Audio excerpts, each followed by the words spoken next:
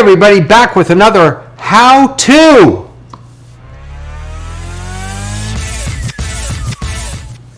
So we have all been living, I think, on social media and YouTube, and the question I want to talk about today is how do we, wait, my phone's ringing, sorry, how do we capitalize on YouTube to engage our communities? How do we use YouTube most effectively to engage our communities?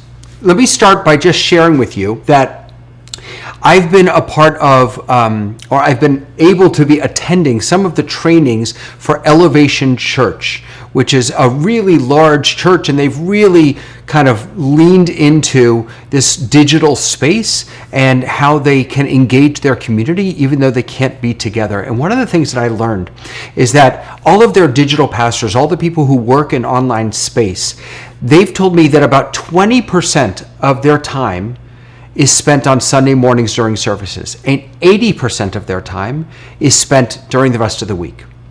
Now, if you ask any rabbi or cantor or educator, most of our energy, I think, not most, I shouldn't say that, a lot of our energy is put into prayer and inspiration on Shabbat or on the holidays or during class times.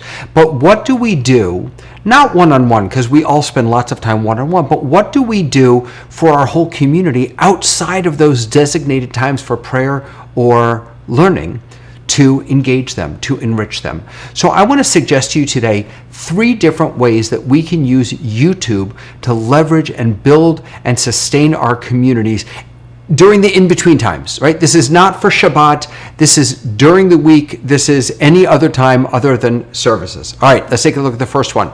The first one is why aren't my pop-ups working? I have all these pop-ups that are not working. Oh my Lord, and oh, I know why. Because I think they're over here. Hold on, yeah, there they are. So the first one is how-to videos. How-to videos.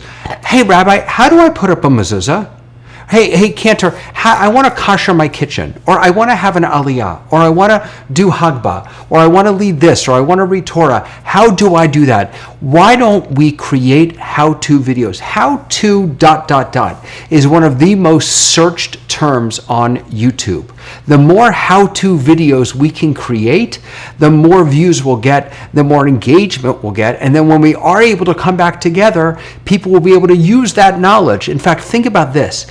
What if we had a way of tracking who was watching these how-to videos so that then we could follow up with them and say, hey, I know that you checked out my, how do I have an aliyah video. Would you like to practice? Would you like to have an aliyah?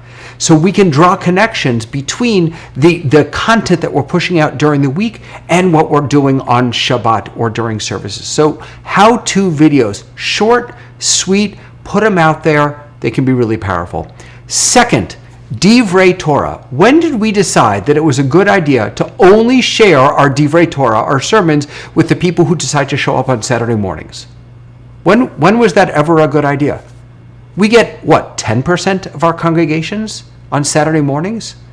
Friday nights? Maybe not even 10%? What about the rest of them? Why aren't we publishing our Divrei Torah? Now, there are a few different ways you could do this. Maybe in a blog that you're writing, or you could create a YouTube video that you put out that is just your Divrei Torah. Or if you're already streaming, if you're already pushing this content out on Shabbat, just grab it from what you've streamed. Cut it out in YouTube. They have in the YouTube content creation area, you can actually trim out, you can cut out a part of your stream, a part of what you put out there on Shabbat, and you can then repurpose that. You can put that out as another video to highlight the amazing things that you said, and when you said them, the choir sang, of course, because it was so beautiful. Why aren't you sharing that with everybody and anybody? So first, how-tos. Second, Divrei Torah. And the third thing is the life of. This is a little bit like vlogging. And this to me is the hardest one because I rarely think that the stuff that I'm dealing with every day or the experience that I have are worth sharing. But they are, probably. Some of them. One of them. So what if you were to once a week, twice a week, share something during the week. Have a set time maybe, or maybe it's just off the cuff, where you hop online and you talk about the life of you. Maybe an experience that you just had that really touched you, that really moved you. Maybe, I don't know what else. Maybe something that you learned in your own studies. Maybe something that you saw that really challenged your way of thinking. Or maybe something about you or your family, a struggle you're having, an exciting accomplishment you just made. People love hearing stories. And we as clergy, we're storytellers. We are storytellers. So why aren't we telling more of these stories? I want to encourage you to use YouTube. Don't put all of your eggs in the Shabbat basket.